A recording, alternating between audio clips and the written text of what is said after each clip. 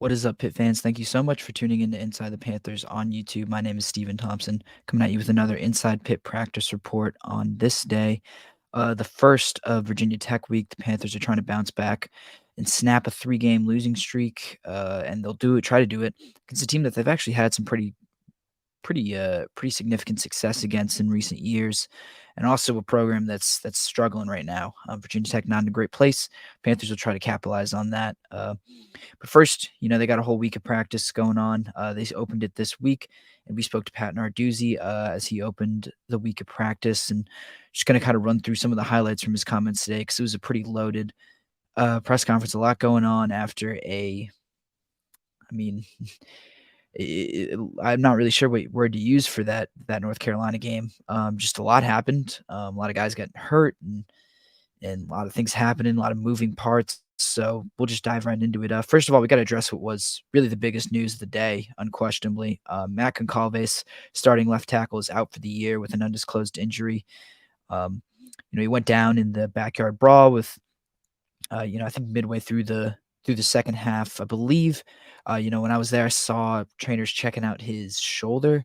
That's nothing definitive, but that's just what I saw when he was down on the field.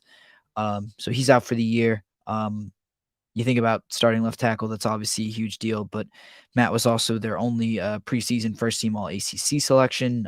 It was his turn to be a full year starter for the first time in his career.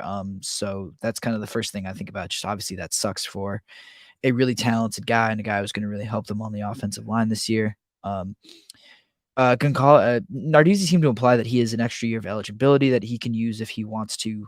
He's going to work on getting healthy first and then make a decision about that at the beginning of the year after he gets some feedback from NFL teams, because I think that's obviously something that he wants to do. Obviously, this is a massive, massive blow to a unit that could hardly afford another one. Ryan Jacoby went down during the preseason. Jake Cradle missed the UNC game with an injury. So, you know, that's three starters down on the offensive line. You're left with Blake Suvovic and Branson Taylor as your. Well, I guess not even Taylor. Taylor wasn't a starting tackle either. I guess Jason Collier is kind of your only starter that's left in there. But either way, it is a patchwork offensive line, and I might have said this in my video following the UNC game, but just I don't think I lended a ton of credence to what Pat Narduzzi talked about. And in my view, he was using it as an excuse for his quarterbacks that the protection wasn't very good, that the offensive line wasn't playing up to his standards. And I watched that UNC game, and I think I did not give that enough credit. And I think this is only going to exasperate that. There are just so many moving parts, and chemistry is such a huge deal on the offensive line.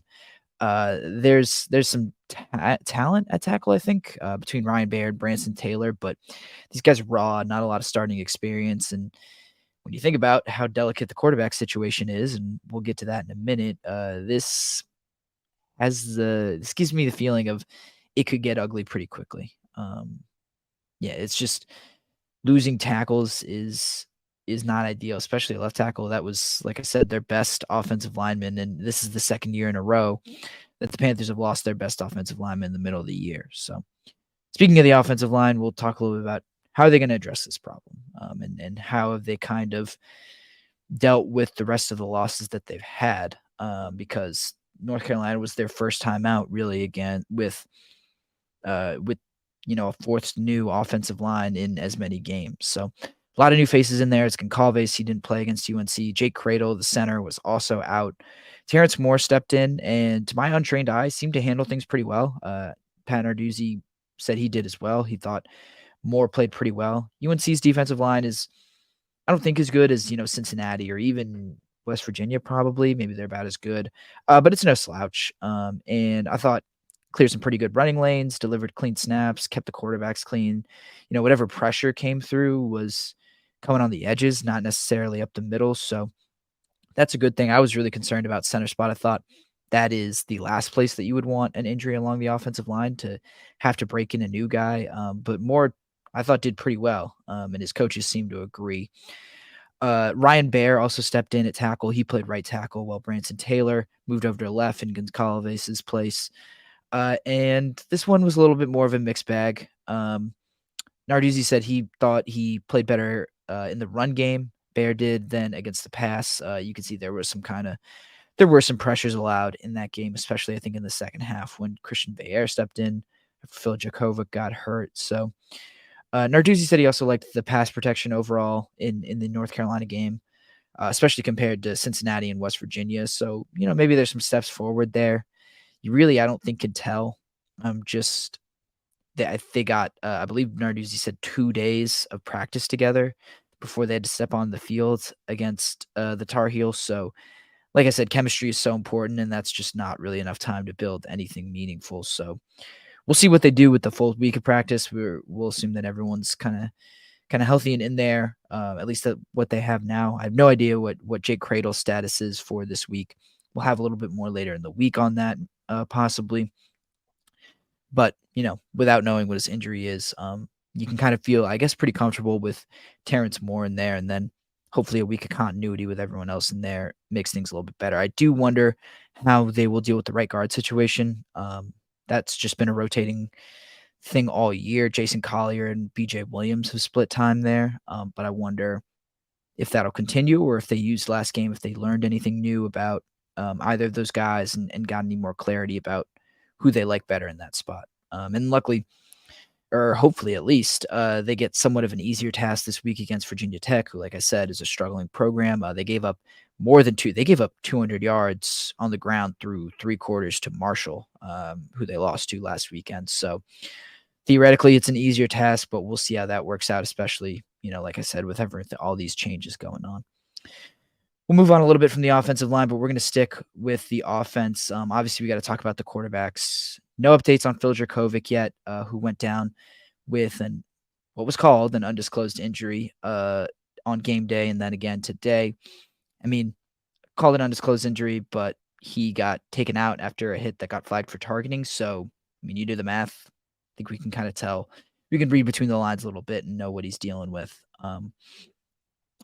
But you know, I said this following the game on my post game report. This is unfortunate to happen to Phil. I mean that injuries are bad, just baseline, but for it to happen in the middle of a game where he was actually playing pretty well, I thought is even more unfortunate. Finally putting together some stuff on the field, and then it's cut short.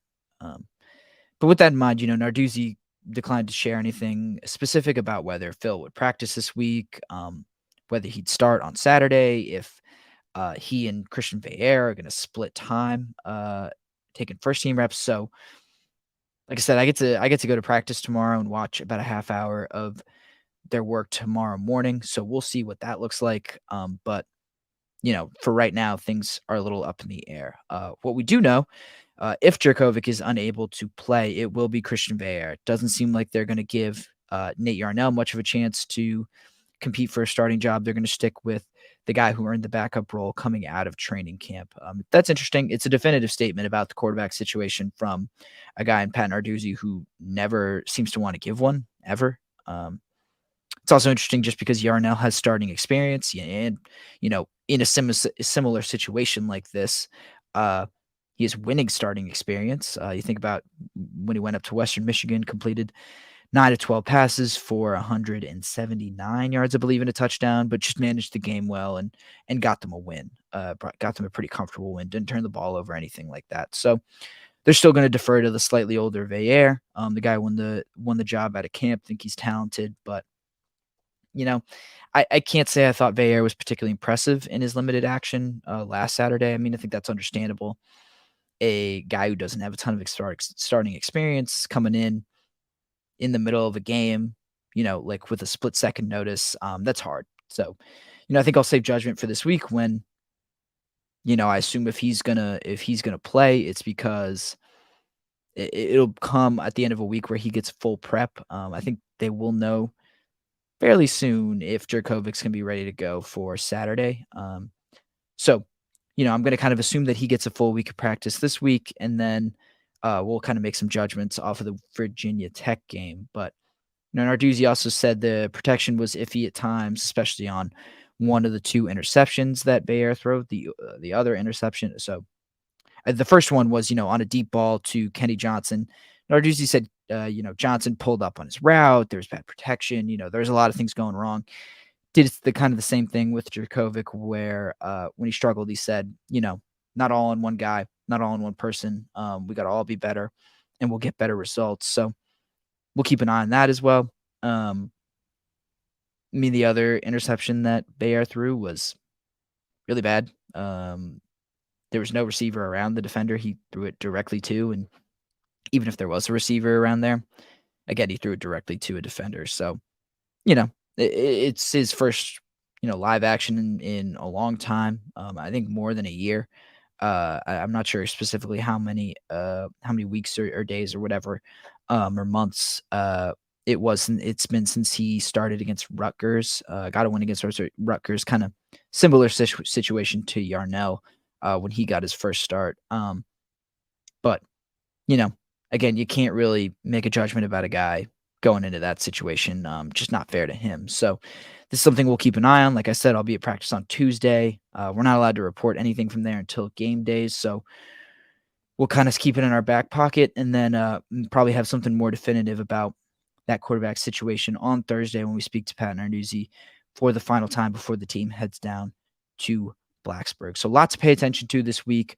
I'll make sure to keep you updated with everything I learn as I head down to practice and talk to players, coaches, and get to watch them work a little bit. But with that, I'm headed out of here. Thanks for tuning in to another Inside Pitt practice report. Make sure to like this video and subscribe to us on YouTube. That's youtube.com/@ Inside the Panthers, and find all of our reporting from the facility at insidethepanthers.com.